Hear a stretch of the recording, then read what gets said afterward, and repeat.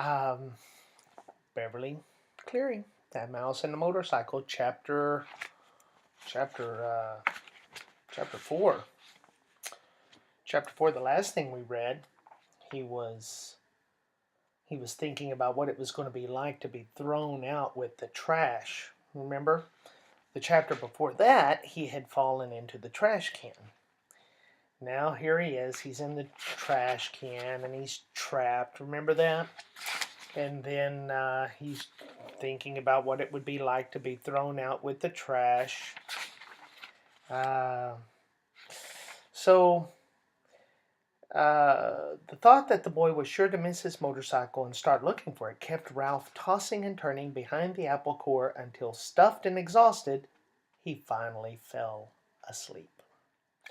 Okay, so I think he's hoping the boy is going to be looking for his motorcycle.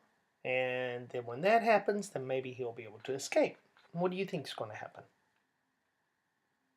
Well, I think so too. I think the boy is going to look for the motorcycle. Something's going to happen. He's going to get out.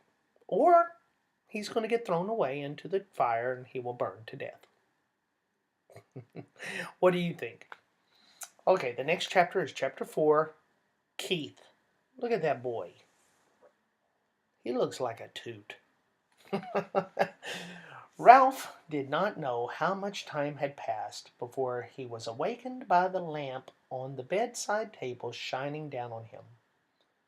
He squeezed himself into the tiniest possible ball, wrapped his tail around his body, and tried to make himself as thin as the apple core. "My motorcycle!" shouted the boy with the very first thing. "Somebody stole my motorcycle!" Oh, thought Ralph, it won't be long now.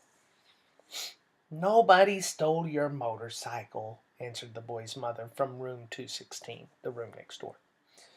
"It's around someplace. You just mislaid it. You can find it in the morning. You'd better get ready for bed now." "No, I didn't mislay it," insisted the boy. "I put it right here on the table beside my sports car." "You'll find it someplace," said his mother, not much interested. Boys were always losing things.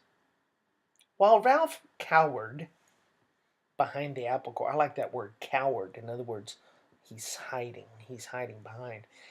While Ralph cowered behind the apple core, Keith opened the drawer of the bedside table and slammed it shut. He jerked back the bedspread, yanked the pillows off the bed, and threw them back. Then he got down on his hands and knees and looked under the bed and the table. Ralph wrapped his tail more tightly around his body. "Here it comes," he thought. The boy's face appeared in the opening at the top of the wastebasket. Ralph's heart raced like a motor. "Ha!" said the boy to himself. "Here it is. I wonder how it got here."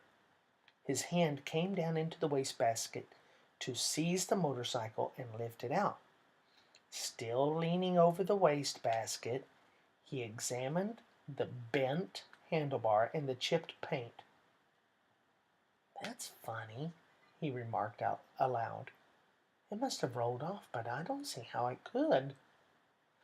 The boy did the natural thing for a boy to do. He looked into the wastebasket again.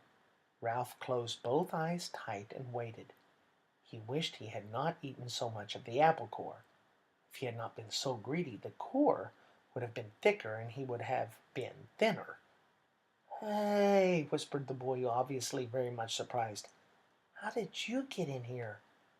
He was careful to keep his voice lower than the sound of the breezes and the pines outside the window.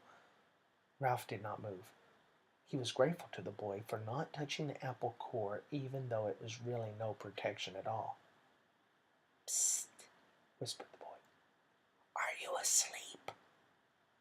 Still Ralph remained motionless, except for a slight quiver of his whiskers, which he was unable to control.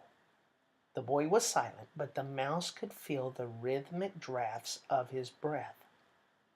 The boy must be thinking, but what was he thinking? That was what was worrying Ralph.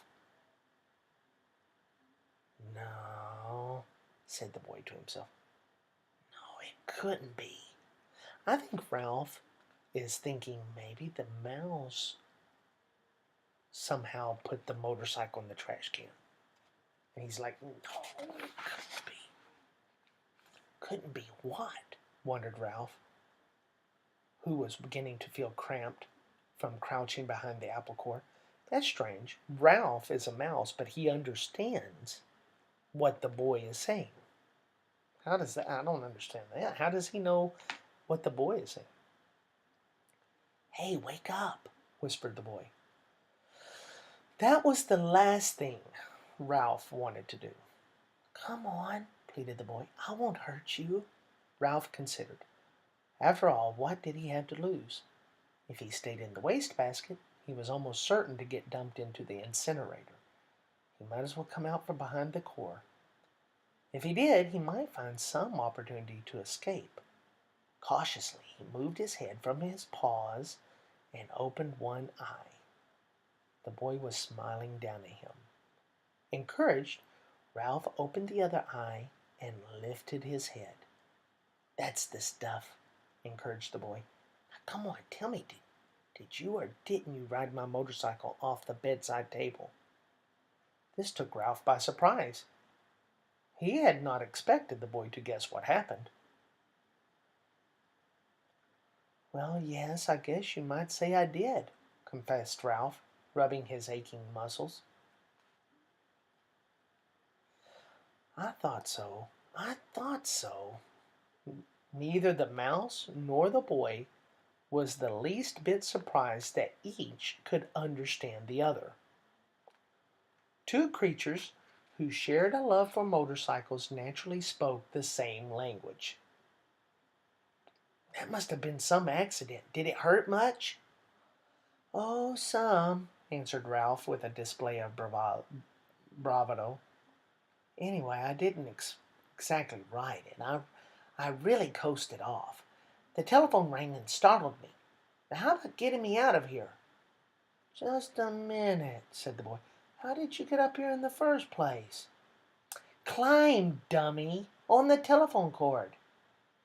Ralph instantly regretted his rudeness. He had better watch his tongue if he expected any help in escaping from the wastebasket. Oh, of course, said the boy apologetically. I should have thought of that myself. At that moment there came a quick knock on the door to room 215 and the rattle of a key. Help!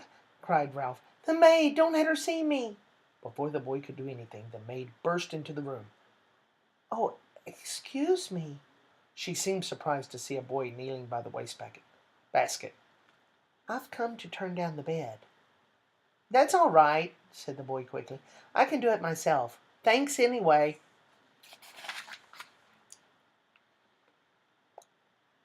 Thank you, said the maid, backing out of the room. Ralph knew she was not anxious to waste time turning down the bed.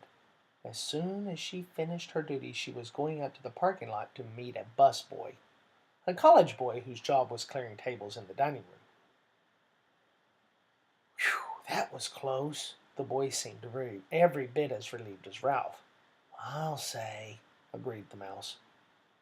Keith, called his mother from 216. Are you getting ready for bed? Sort of, answered Keith. You'd better come in our bathroom and take a bath, said his mother. Oh, gee, Mom, do I gotta? Asked Keith. Yes, you do, said his father. And don't forget to brush your teeth, said his mother. I won't, promised Keith. Then he whispered to Ralph, You just lie low. I'll hurry and take a bath and get into bed and turn out the light, and after Mom comes and kisses me goodnight, we can talk some more. Lie low indeed. Ralph was indignant. He couldn't lie much lower if he wanted to, and he certainly did not want to sit around waiting to talk. He wanted to get out of that wastebasket. Once he was out, he would see about talking, but not before. Ralph could hear the boy splashing in 216's bathtub and then hastily brushing his teeth in 215's wash basin.